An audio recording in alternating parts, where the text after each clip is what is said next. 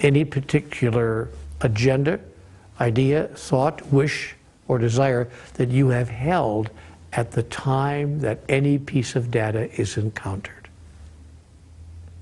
So now we understand how the mechanics of the mind work. This is how your mind works to produce your reality. When the statement is made, you are creating your own reality, that statement is true. But the statement did not say you are creating the events of your life. The statement said you are creating your own reality.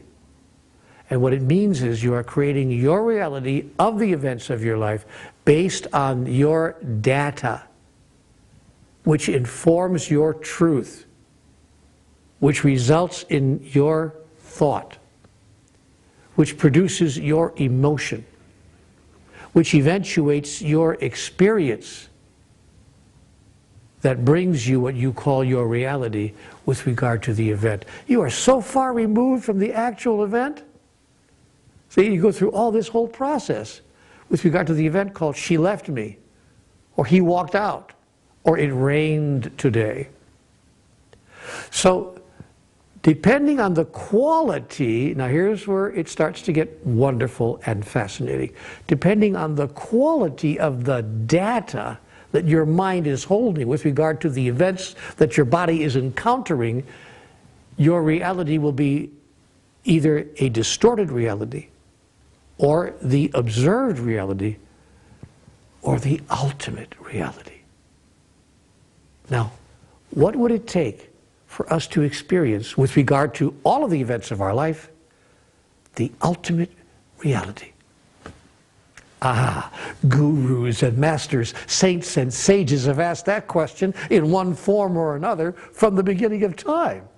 What would it take for us to encounter all the events of our life inside of the ultimate reality?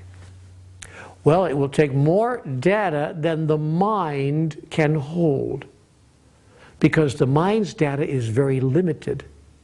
The mind's data is limited to that data which has been taken in from the beginning of the mind's functioning in this particular incarnation. That is, the mind turns on at one particular point in the physicalization of you. And from that point to this moment called now, the mind has been collecting data like crazy. And it's a magnificent machine. It hasn't missed a single thing. Your mind has picked up on everything that has occurred. It remembers everything that's ever been told to you, everything you've ever read or watched. You may think you have forgotten it, but I promise you, deep in the reaches of your subconscious, all of that data still exists.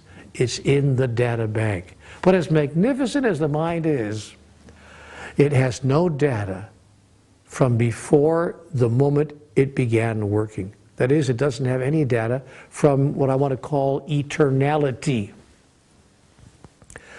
It cannot, of its own accord, by itself, access data from before the time when its physicality existed, because the mind is a physical instrument, not a metaphysical or larger than physical tool.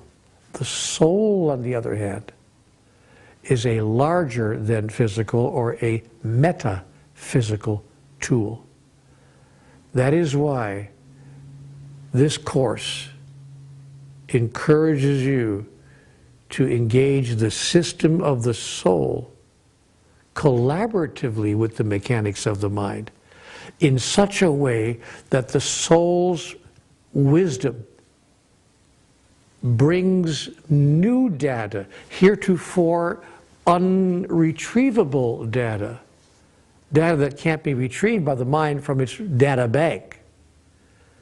New data that enlarges the data of the mind such that the truth with which you view an event, the truth you hold about an event, can be elevated from the imagined truth to the apparent truth to the actual truth.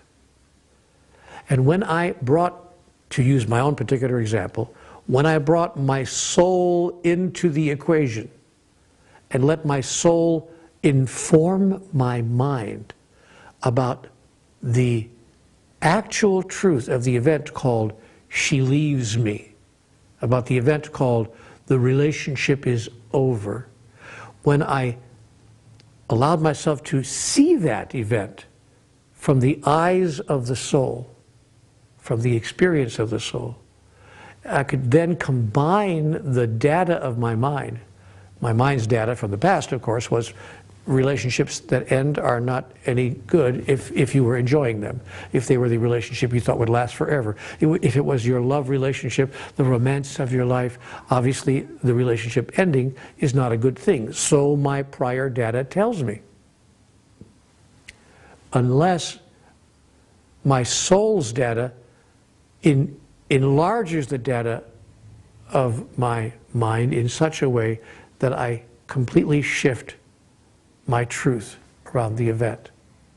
And when I did that, by the way, with regard to this event of my life, I saw that the ending of the relationship served both this wonderful lady and myself in such a way that had it not happened, so many other things in my life never would have happened. And I am clear now that the ultimate reality around the ending of that romance, of that relationship, was wondrous indeed.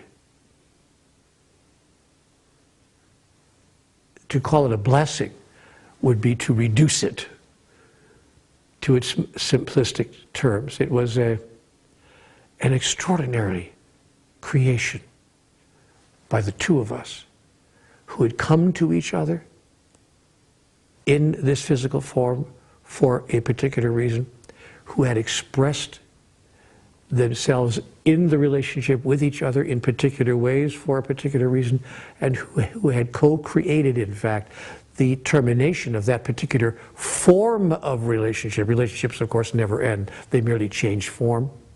But had shifted the form of that relationship in such a way that it looked in human terms as if the relationship was over. Of course, no relationship, again, is ever over.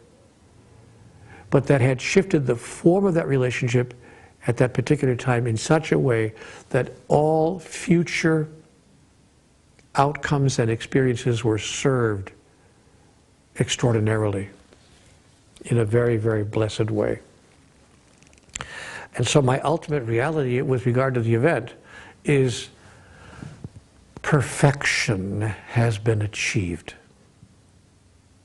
Now this